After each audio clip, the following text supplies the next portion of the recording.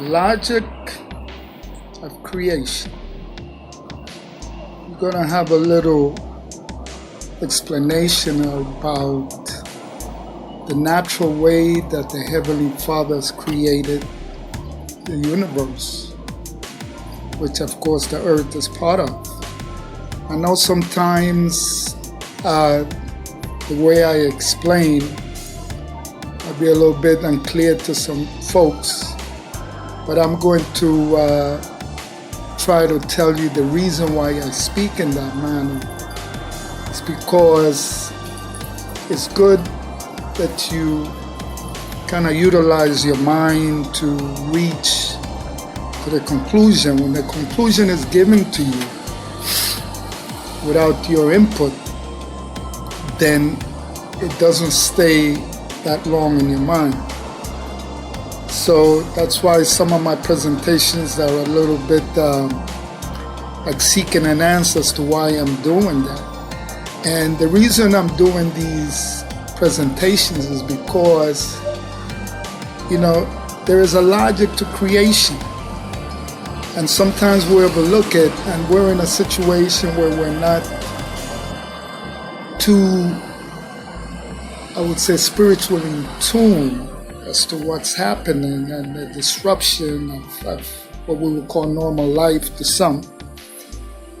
But, sometimes you have to go back to the original, to the root, to the natural, to the logic, because logic means in reality simplicity in its form, meaning it makes sense. Like, 2 + 2 we know is 4. That's called logic. Okay? So, we have to pay attention to the logic. Don't get lost in the hyperbole, as they say, in the words and the deception and with this and with that, because it's not based on anything. So one of the studies that I have done, that I've been involved with for quite some time, some people call it metaphysical, but to me it's all natural. So I've come to understand, for example, what we call the energy centers or the chakras. And there is such a thing as a color spectrum involved with the chakras. So I want you to pay very close attention, because it may seem a little bit mystical, but you're going to see how natural this is.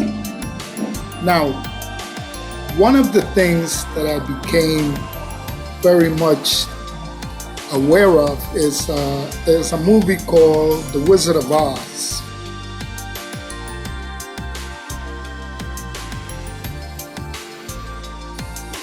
And this is a movie that was, I believe, made in the 30s, and it began in black and white, which was interesting. I mean, why suddenly it changed into color is because they wanted to highlight the frequency of color, because color is a frequency, it's a vibration. So in the story, there is the character Dorothy. And if you remember, Dorothy really didn't go nowhere. This is a journey within herself. And in that journey, she's wearing red shoes, right? And by the way, the feet is an extension of what we call the root chakra, which is red.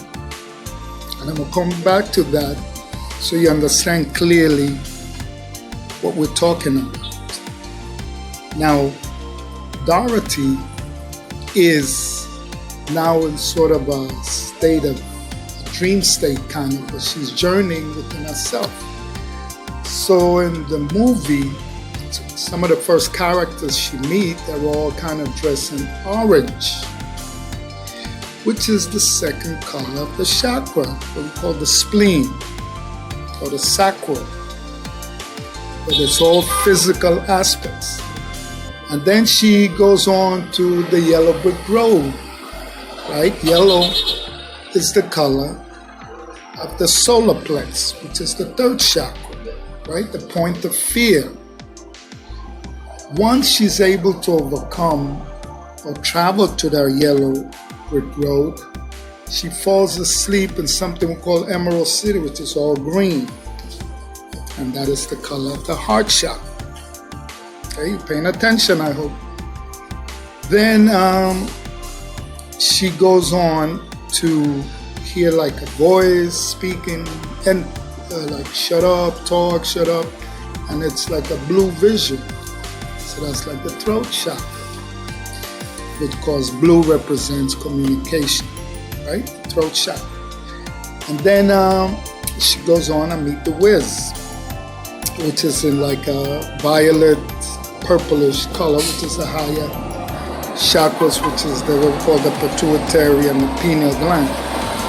So I hope you paid attention to that, because I'm going to make a comparison with how physical and real these colors are. So let's take a little look at what we call the earth. So if you kind of remember, geology, it's like they say beneath the surface of the earth, right?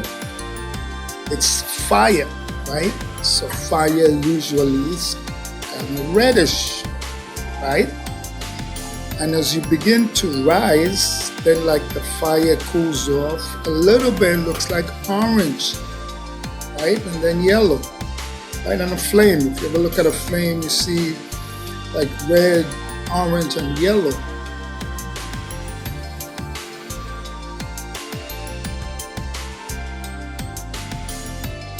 Right? So that's below the surface of the earth, right? Hope you're with me. Then as you get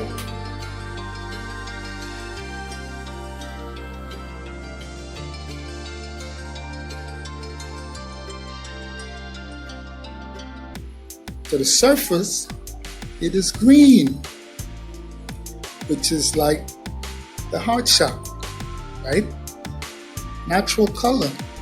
Green, vegetation, it's love, it's abundance, it's fertility, it is, food, right? Color green. Then above it, you see the sky.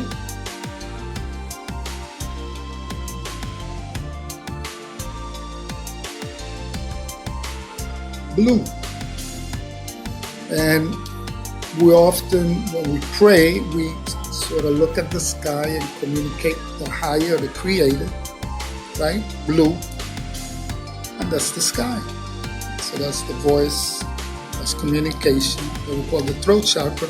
And above that, you cannot see beyond the sky. It's like indigo, violet.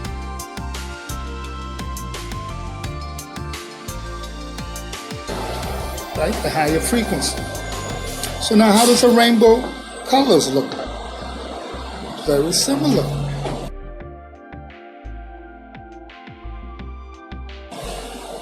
So in other words, there is a logic to creation.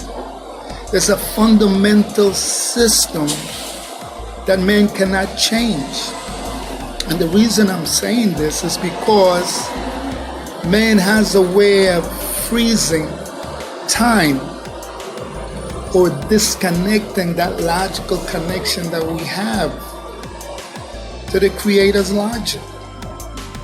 So what do I mean by freezing of time? Like in one of the videos I spoke about the lady who stopped time, because when you sort of freeze time, you're trying to disrupt the natural flow of energy.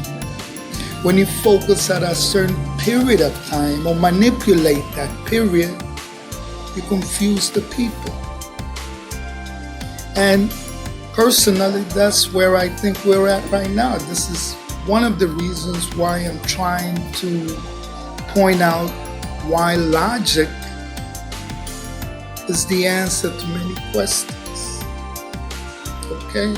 So, focus on what is natural. Focus on the logic, and the way shall be found. You understand? Sort of like the Wizard of Oz.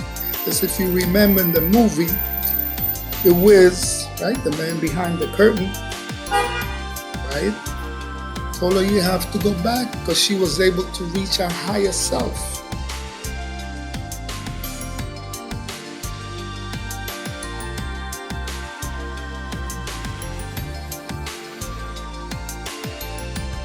The higher consciousness, the levels of spirituality, the connection to the Creator. Okay?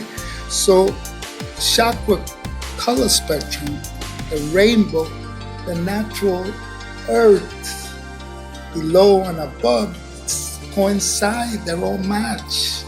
It's logical. So don't be fooled by the dialogue, and don't be fooled by some of our narratives, because who controls the narrative controls your reality. Please keep that in mind. Okay? Blessings.